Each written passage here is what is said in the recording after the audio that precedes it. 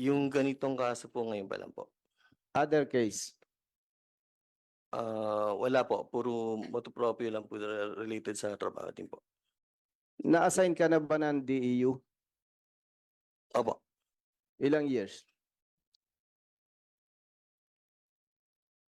Putol-putol po pero nag-start po ako around mga 2014 to hanggang sa 2018. Kung pagsasama-samahin natin, gaano ka katagal na assign sa DEU?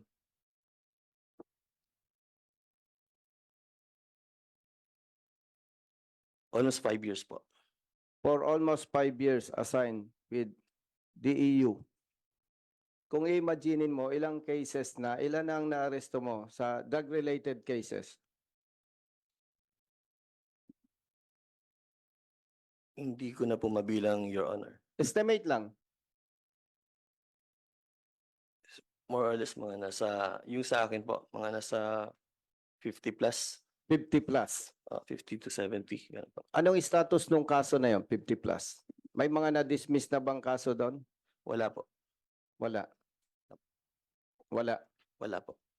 Tapos na lahat. May isa na lang po natitira, Your Honor. So kung isa na lang, almost 50 convicted yung arrested persons. Sa mga convicted pa lang po, sa mga buhay po. Okay. Going back, hindi ninyo inaamin na ang laman ng baggage nung pumasok kayo sa hotel, pera, hindi. Hindi po, Your Honor. Mr. Chair, sino po bang nag-conduct ng investigation on the part of NCRPO, Mr. Chair? Your Honor, ako po, Colonel Fermin po. Colonel, Police Colonel Fermin, sir. Fermin. Permin. Yes, Your Honor. Mr. Chair, Police Colonel Permin, based on your investigation, ano ba yung laman ng baggage, pera o hindi? Yes, Your Honor. Pera po. Pera. Now, Mr. Chair,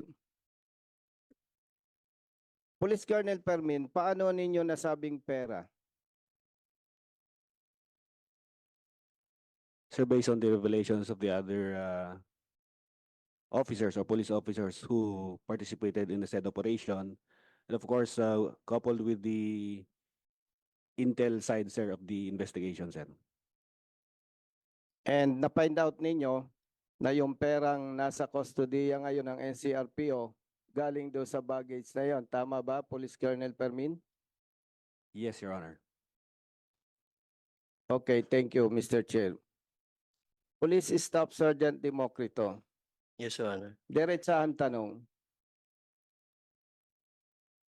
Hindi totoo yung investigation report ni Police Colonel Permin? Totoo o hindi? Hindi po. So, kasinungalingan yon. Masasabi ko lang po, hindi po totoo. So, nagsisinungaling yung investigation ng NCRPO. Opo. Okay. Mr. Chair, with your permission, Police Brigadier General Mariano, is here? Yes, Mr. Chair. Totoo ba yung pagkaintindi ko, hindi ka kasama doon sa operation? That's true, Mr. Chair. Hindi po ako kasama sa actual operation. Yes. Tama ba yung iniisip ko na dito ka ngayon dahil bilang ikaw yung tama, mali? Tama po, Mr. Chair. So kung hindi ka kasama sa operation,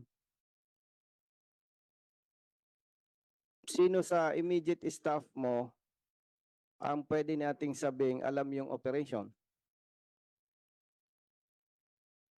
Wala din po, Mr. Chair. Pero one of your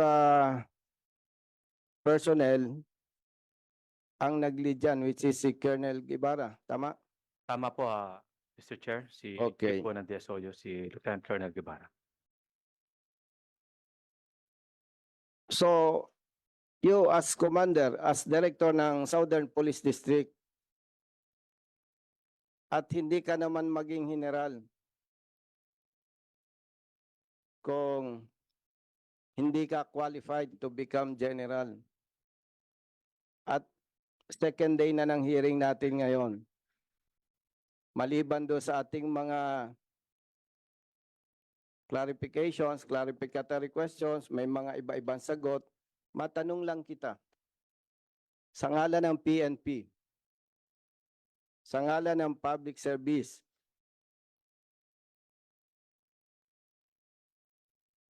sa tingin mo, sino ang mas kapanipaniwala? Si Police Staff Sergeant Democrito Endester or the investigation report of the NCRPO as per Police Colonel Permin?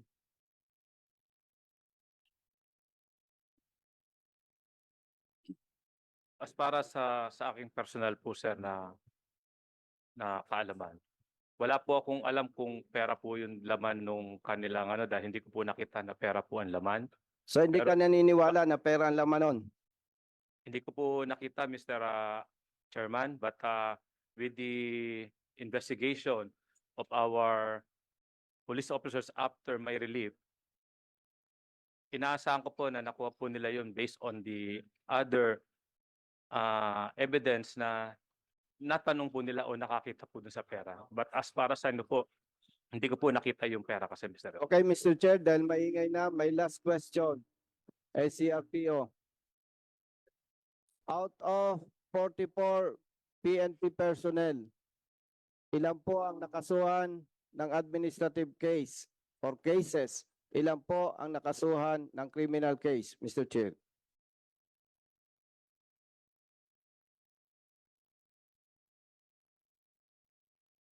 Your Honor, we have filed 35 or we have filed administrative cases on 35 personnel involved sa operation.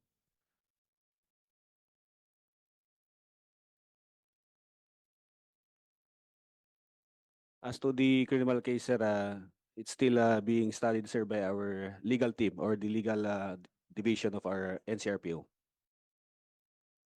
Hindi po ba nagsampa ng kaso yung kabilang party?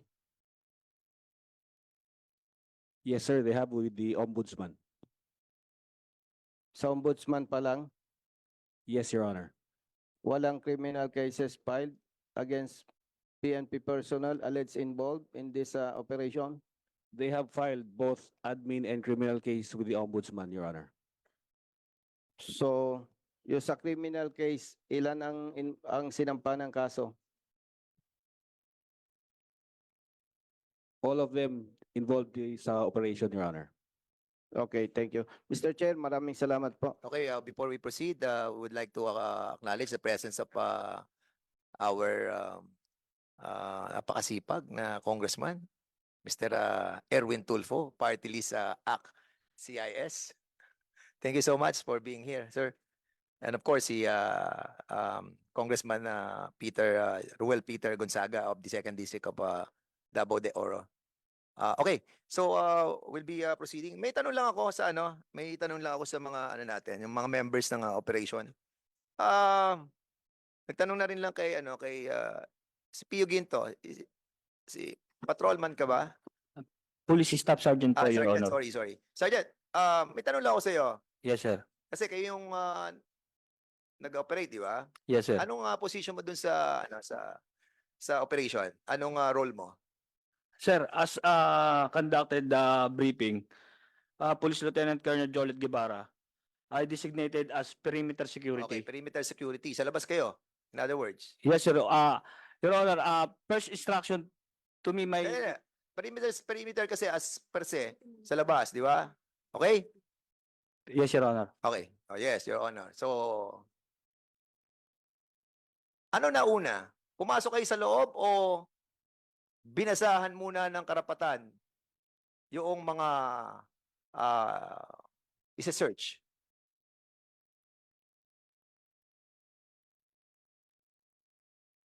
Sino ba yan nagsasalita dyan sa nakared? Sino siya? I'm Dr. Your Honor, counsel for Pio Quinto. Counsel. So kumuha na kayo ng counsel. Yes. O sige, you can stay at the back, please. Simple na naman ang tanong ko eh. No need for a lawyer for this one. Ang tanong ko, ano na una? Pumasok kayo sa loob ng 1811 or binasahan nyo sila ng karapatan? Your Honor, hindi po ako yung... Hindi naman, tanong muna. Sandali. Perimeter security ka, di ba? Yes, sir. Perimeter security ka, di ba? So Yes, sir. supposedly, nasa labas ka ng unit, di ba? Yes, sir. Perimeter eh. O, Yes, di ba? sir. Okay. O, since andun ka, perimeter security, nakikita mo lahat. Okay. So, anong nauna? Pumasok sa kayo sa loob ng 1811 or binasahan sila ng kanilang karapatan? Sir, bali... Ano nauna lang? Ano nauna? Pumasok po, sir. Pumasok. Yes, sir. Pumasok na agad kayo Yes, sir. nang wala pang binabasang karapatan. Sir, pagpasok po namin, doon pa lang po binasahan sila, sir, ng ano, sir, ng karapatan, sir. Kaya nga, so mali na yung protocol nyo. Pumasok kayo sa loob without reading yung karapatan sa kanila. Ano po, Your Honor? Kasi nasa loob po yung mga tao, Your Tanong ko Honor. na lang sa'yo, babaguhin ko. Yes, sir. Your Ilang Honor. beses binasa ang karapatan? Isang beses lang po, Your Ilang Honor. beses? Yes po. Sigurado ka? Yun lang po ang pagkakarikol ko po sa akin, Your Honor. Isang beses? Yes po. Saan binasa ang karapatan? Sa loob o sa labas? Sa loob po. Sa loob. Opo. Wala sa labas. Wala po sa hallway. Okay. You are under oath. Tandaan mo. Opo, Ah, okay. opo. Susunod. Demokrito.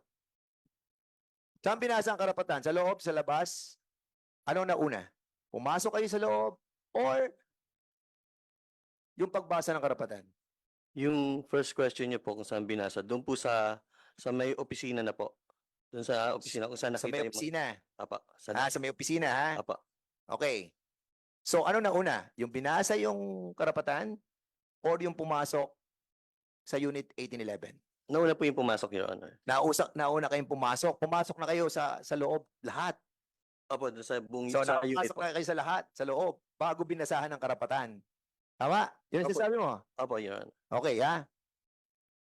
Dexter, ano nauna?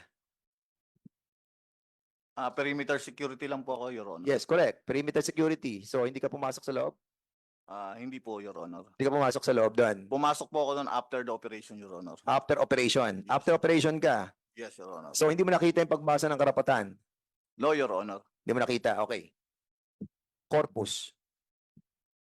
Dr. Your Honor, hindi ko po matandaan kasi nakapokus po ako sa security guard nung sa harapan. SWAT ka ba? SWAT? SWAT po, sir. Pumasok ka? Yes or no? Masok po, sir. Ano nauna? Nung pumasok kayo o binasahan ng karapatan? Hindi ko siya matandaan, sir, kasi nakapokus Tatanda ako sa iyo mamaya. Papakita ko.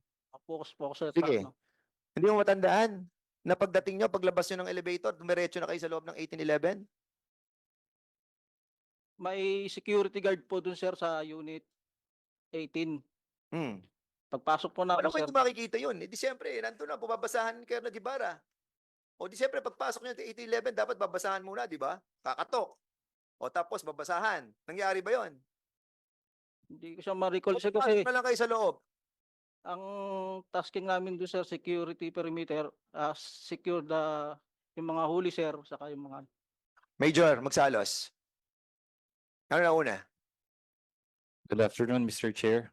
Nauna po yung pagpasok sa unit bago po yung pagbasa ng search warrant. Anong role mo sa operation? I am the former chief substation of Tambo. I am the territorial police, Your Honor. So, hindi pa kayo dapat pumasok. Pumasok na kayo.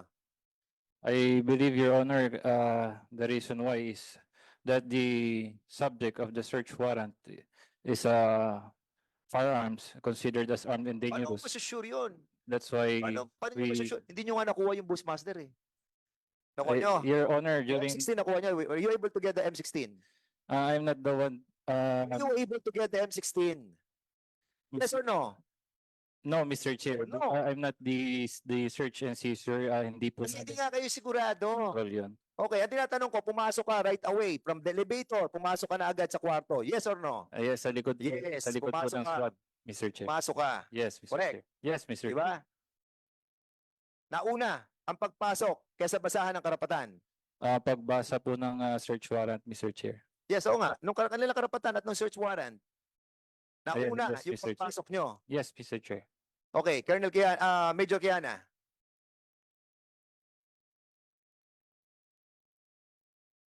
Ano na una? Hello.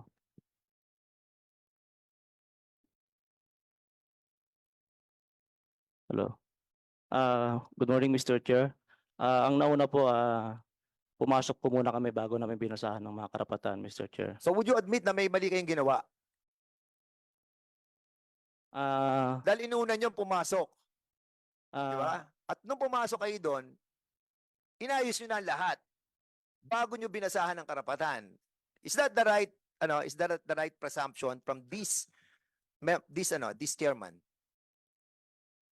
Your Honor, nauna po yung pagpasok namin kasi Kaya nga, pagpasok nyo doon, sa loob, sinicure po muna namin yung lugar, Your Honor. sinecure nyo, yun. Ilang minutes kayo nag-secure nung lugar? Hindi ko po masabi, Your Honor, kasi it's a operation, Your Honor. Ano mga sinecure nyo sa lugar? Yung mga huli po, Your Honor, kasi marami pong tao nung gabi na yon, Your Honor. Hindi mo sinecure yung pera? Your Honor? Hindi mo sinecure yung pera? Hindi, Your Honor. Hindi sigurado ka. You're under oath. Lahat kayo na tinanong ko, under oath kayo. So hindi nyo sinecure. Wala kang sa pera, kumbaga parang okay lang 'yan. Okay?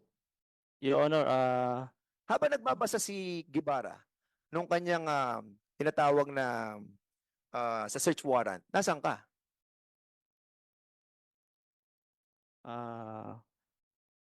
paikot-ikot ako, Your Honor, kasi chinecheck ho namin yung mga huli, Your Honor. Paikot-ikot ka. Yes, Your Honor. Okay. Sa pagkakatanda ko po. Paikot-ikot ka. Okay. Colonel Guevara. Anong una mong ginawa? Pumasok lang muna kayo o sinerve mo yung search warrant?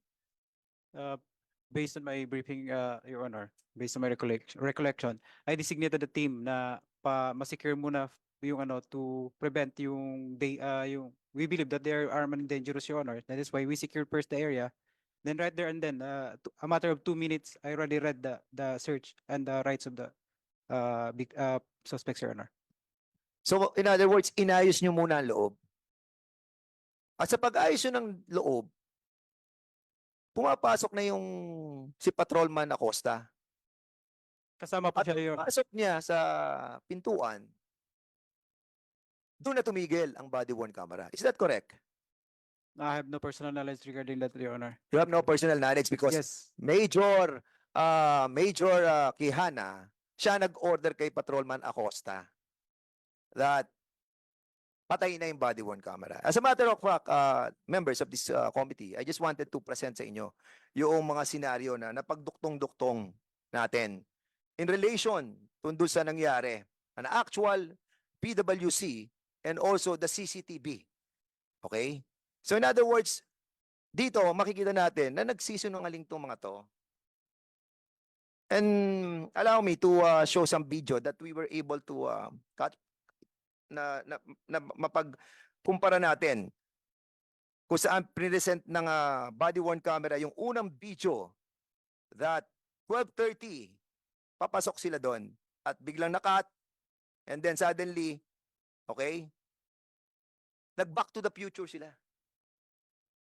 Nang maayos na nilang lahat, saka sila inayos ni Colonel Guevara doon sa labas ng pintuan at doon niya binasa yung search warrant. Pakiano nga to.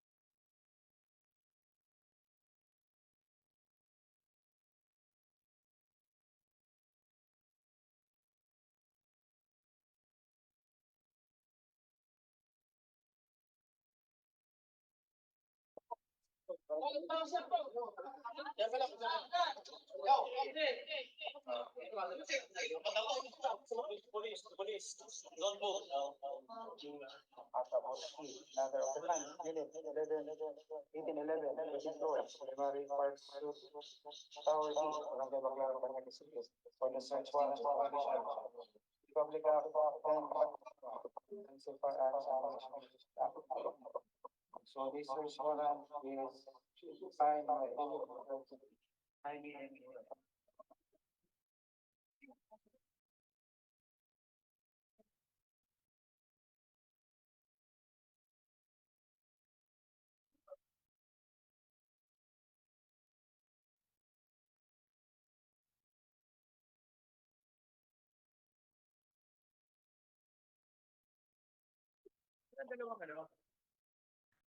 In other words, Mr. Chair, dalawang klase ng istorya na narito. Patay mo nga muna.